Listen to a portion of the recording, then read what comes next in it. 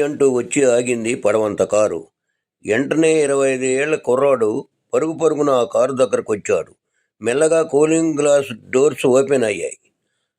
అందులో 2 వ్యక్తులు వెనక సీట్లో కూర్చున్నారు. వాళ్ళిద్దరూ ఆ కుర్రోడి వంక చూసేసరికి, చెప్పండి సార్ అన్నాడు ఆ కుర్రోడు.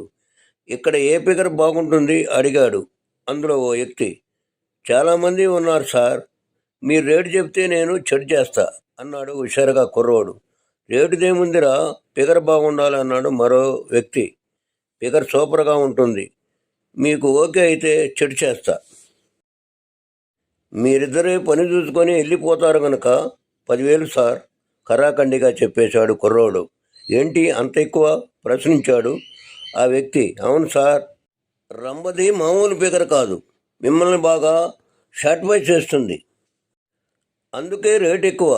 మీరు కాదంటే నేను ఇంకో బేరం చూసుకుంటాను, త్వరగా ఏదో ఒకటి చెప్పండి సార్ అన్నాడు బిజినెస్ ఫైనల్ చేసుకునేలా ఫేస్ పెట్టి.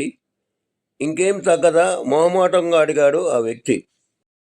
దాని పేరు అడిగాడు కారులోని వ్యక్తి. రంబ సార్, చాలా బాగుంటుంది, కాకపోతే కాస్త రేటు ఎక్కువ గర్వంగా చెప్పాడు ఆ కుర్రోడు. ఎంత ఉంటుంది మరో వ్యక్తి అడిగాడు. మీరు నైట్ ఉంటారా లేక పని కానిచ్చి వెళ్ళిపోతారా? కుర్రోడు క్లారిటీ కోసం అడిగాడు. పని చూసుకునే వెళ్ళిపోతాం. అలాగైతే రేట్ ఎంత ఆసక్తిగా అడిగాడు ఆ వ్యక్తి. మీరు ఎంతమంది సార్? వాళ్ళిద్దరు చూస్తూనే అడిగాడు ఆ కుర్రోడు. ఏరా కనపడటం లేదా? మేమిద్దరమే సిరాగ్గా చెప్పాడు ఆ వ్యక్తి. అది కాదు సార్, నేను ఇక్కడ ఇలా అడగటం మామూలే, అందుకే అడిగాను, ఏమనుకోకండి అన్నాడు కుర్రోడు. సరే రేటెంతో చెప్పు అన్నాడు మరో వ్యక్తి. మీకు అసలు రేటే చెప్పాను సార్, ఇందులో నా కమిషన్ కూడా పెద్దగా ఏమి రాదు.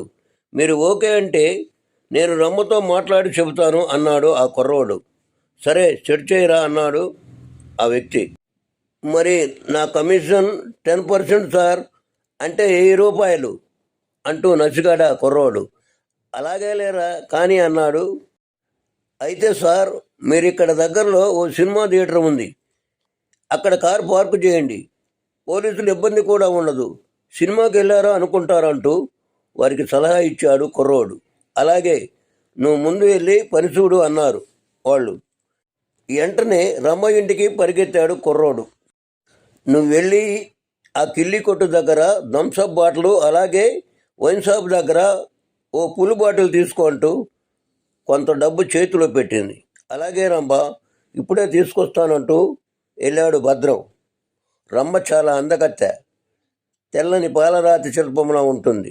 పైగా ఉంగరాల జుట్టు, గుండ్రని ముఖం, పలుసుని పెదాలు, మంచి శరీర సౌష్ఠవంతో ఎవరినైనా ఇట్టే ఆకర్షించే రూపం. ఒక్కసారి రమ్మను మోహిస్తే అంత త్వరగా ఎవరూ మర్చిపోలేరు. అందుకే ఆ సంపాదనతోనే అద్దాల మేడ కట్టింది. ఆమెతో శృంగారం అంటే స్వర్గాన్ని చూపిస్తుందని బయట టాక్. రౌండ్గా తిరిగే వాటర్ బెడ్ రమ్మ ఇంటిలో స్పెషల్ అని తెగ చెప్పుకుంటారు. ఇటులను తీసుకొని వచ్చాడు కుర్రోడు. ముందుగానే వారి దగ్గర నుండి తన కండిషన్తో సహా 11,000 లాగేశాడు. వాటిలో రంభ చేతిలో 5,000 పెట్టి తిరిగి 1000 రూపాయల కమిషన్ గుంజాడు. భలే బేరం దొరికింది ఈరోజు అనుకుంటూ వెళ్ళిపోయాడు. ఏంట్రోయ్ హుషారుగా ఉన్నావు అని అడిగాడు ఇంకో బ్రోకరు. ఏమి లేదురా, రంభకు బేరమేశాను, మంచి కమిషన్ వచ్చింది అన్నాడు కుర్రోడు. ఇటులకు తన రూపులో అన్నీ అరేంజ్ చేసింది రంభ. వాళ్లకు రంభ తెగ నచ్చేసింది. అంతే, ముచ్చటపడి శృంగారంలో మునిగి తేలారు. వెళ్ళిపోతూ మరో 1000 రూపాయలు ఆమె చేతిలో పెట్టాడు ఒకడు. కానీ వాడిచ్చిన 1000 రూపాయల కంటే వాడు తన నడుంపై పెట్టిన సిగరెట్ వాత ఆమెకు తెగ బాధించింది. ఈ జీవితంలో ఇవన్నీ మామూలు అని సర్దిపెట్టుకుంది. వెళ్ళిపోయిన వెంటనే గదంతా శుభ్రం చేశాడు భద్రం. అప్పటికే వారిచ్చిన డబ్బు మొత్తం టేబుల్ పైన అలా పడి ఉంది. గది నుండి బయటకు వస్తున్న రమ్మను, డబ్బు జాగ్రత్త, కష్టం పోతుంది అన్నాడు భద్రం. ఆ మాటకు ఆమె భద్రం అమాయకత్వాన్ని చూసి జాలిపడింది. బిజినెస్లో కాంపిటీషన్ ఎక్కువైపోయింది. దాంతో రంభ గిరాకీ తగ్గింది. బేరాలు లేక, తన ఆడవాట్లు మానుకోలేక కాస్త డబ్బు కోసం ఇబ్బంది పడింది. కొంత బంగారాన్ని తాకట్టు పెట్టమని భద్రానికి ఇచ్చింది. భద్రం ఆ వస్తువులను తాకట్టు పెట్టి డబ్బు తీసుకుని వచ్చి రంభకిచ్చాడు. నా ఇంట్లో డబ్బు ఎప్పుడు ఎక్కడ పడితే అక్కడ ఉండేది కదా, అప్పుడు నీకు తీసుకోవాలి దాచుకోవాలని అనిపించలేదా? అదిగాక విటులు నన్ను వాడుకొని వదిలేసిన తర్వాత మత్తులో ఉన్న నన్ను ముట్టుకోవాలని నీ కోరిక కలగలేదా? నువ్వు మొగాడివే కదా అని ప్రశ్నించింది. లేదు రంభ, పరాయి సొమ్ము పరాయి ఆడది పాముతో సమానం. వాటిని ఆశించటం అంటే పతనాన్ని కోరుకోవటమే. అంటే నేను కూడా పరాయి సొమ్మును ఆశిస్తున్నాను కదా, అలాగే నా దగ్గరకు వచ్చేవాళ్ళు పరాయి ఆడదని నన్ను ఆశిస్తున్నారు కదా, మరి మేము నాశనమైపోతామా? ఆసక్తిగా అడిగింది రంభ. అయ్యో రంభ, నువ్వు పరాయి సొమ్ముని ఆశించటం లేదు. నీ రక్తమాంసాలను పణంగా పెట్టి పొట్టబోసుకుంటున్నావు. తినక నీ సొమ్మే దొంగిలించి తినాలా? దానికంటే ఆకలితో ఉండి చచ్చిపోవటం మేలు అన్నాడు ఆవేశంగా భద్రం. మరి నా మీద నీకు ఎప్పుడు కోరిక కలగలేదా? నీకు ఎంతో దగ్గరైనట్లు మాట్లాడేదానిని, పైగా నేను ఎన్నోసార్లు నీకు వ్యవస్థనగా కనిపించాను కూడా అంది రంభ. చెప్పాను కదా రంభ, నేను నిన్ను ఆశించి తేనె మాటలు పలికే మోసగాన్ని కాదు. రేపటి రోజు నిజం తెలిసి నీ ప్రేమను నీ నమ్మకాన్ని శాశ్వతంగా కోల్పోకూడదు అనుకునేవాడిని. అబద్ధం నా జీవితం అయితే అనుక్షణం నిన్ను మోసం చేసేవాడిని. నాకు వెనక ముందు ఎవరూ లేకపోయినా నీ నిజాయితీ నచ్చింది. అందుకే నీ ఇంటికి కాపల కుక్కలా బయటే కూర్చుంటున్నాను. నువ్వు కూడా అందరిలాగే ఆలోచించావు. నిన్ను చూస్తుంటే నిజంగా జారేస్తుంది రంభ అన్నాడు భద్రం. ఆ మాటలకు చలించిపోయింది రంభ. అందరి మొగాలలాగే భద్రంను జమ్ము కట్టి మాట్లాడినందుకు తన మనసును తానే క్షమాపణ చెప్పుకుంది. రోజులు గడిచే కొద్దీ వ్యాపారంలో పోటీ పెరిగి రంభ డిమాండ్ పూర్తిగా తగ్గింది.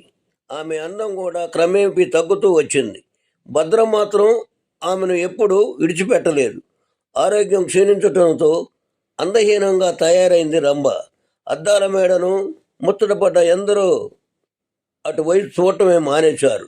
కానీ భద్రం ఆమెకు సేవలు చేస్తూ అక్కడే ఉండిపోయాడు. రంభ జీవితంలాగే అద్దాల మేడ కూడా మసకబారింది. రంభ కనుమరుగైపోయి భద్రం జ్ఞాపకాల్లో మిగిలిపోయింది.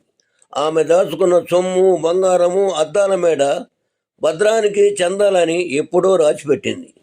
ఆ కాగితాన్ని చూసి భద్రం నిలువెల్లా తడిసి ముద్దయ్యాడు. వాటన్నిటినీ సొమ్ముగా మార్చి ఓ అనాథ శరణాలయం కట్టించాడు. మరో జన్మలోనైనా రంభ జీవితం పూలవనం కావాలని ఆశించాడు. మనసు చంపుకొని శరీరాన్ని పంచితే ఆమెకు లభించిన బహుమతి అనారోగ్యం. జాలి లేని బోకర్లు తనకు కుటుంబాలు ఉన్న సంగతి మర్చిపోయి అడ్డంగా కమిషన్ గుంజుకున్న తీరు, పెట్టుబడిదారి హక్కుతో ఇటులు ఆమె శరీరంపై పెట్టిన ఘాట్లు తూట్లు, ఇలాంటి నీచమైన వృత్తి వల్ల ఎందరో జీవితాలు నాశనమవుతున్నాయి. జాగ్రత్త సుమా.